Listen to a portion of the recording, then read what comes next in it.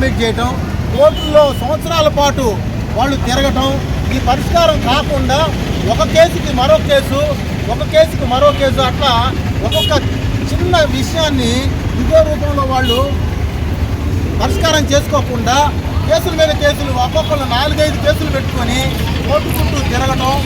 ఆదేశాల మేరకు ఈరోజు మనం జరుపుకుంటున్నాము.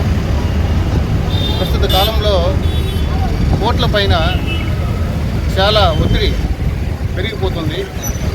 మీకు అందరికీ తెలుసు కాబట్టి కేసులు ఒక చిన్న విషయానికి 4 కేసులు, వీళ్ళు ఒక 2 కేసులు, వాళ్ళకి 4 కేసులు అట్లా పెట్టుకోవడం, కేసులు పెరిగిపోవడం, కోర్టుల చుట్టూ తిరగడం వల్ల కోర్టుల్లో కేసెస్ చాలా వరకు పెరిగిపోయి జడ్జెస్ పైన ఒత్తిడి పెరుగుతూ ఉంది.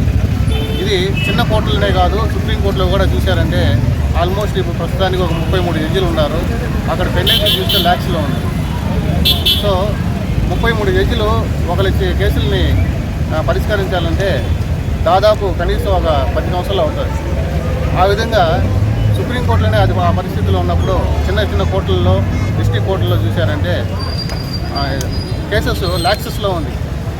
మన నెల్లూరు డిస్ట్రిక్ట్లో చూసుకున్నారంటే కేసెస్ ఆల్మోస్ట్ కనీసం 2 లక్షలు 3 లక్షల కేసులు ఉంది. కానీ జడ్జి సంఖ్య చూస్తే చాలా తక్కువగా ఉంది.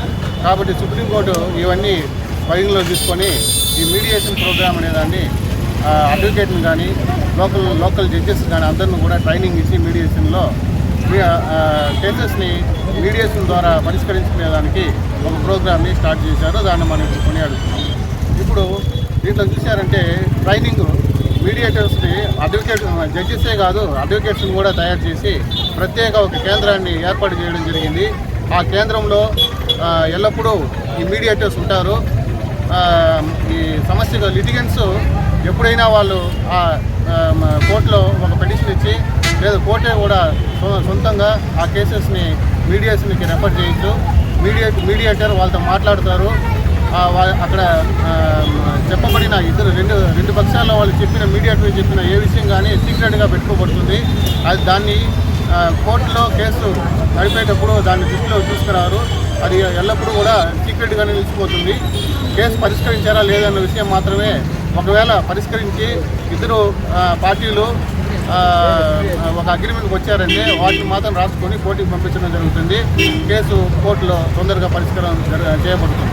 కాబట్టి అందరూ కూడా ఈ మార్గాన్ని ఎంచుకొని మీడియేషన్లో ప్రతి ఒక్కరు ముందుకు వచ్చి మీడియేషన్ తీసుకెళ్లి వాళ్ళ కేసెస్ని పరిష్కరించుకొని అందరూ లబ్ధి పొందాలని కోరుకుంటున్నాను. Thank you.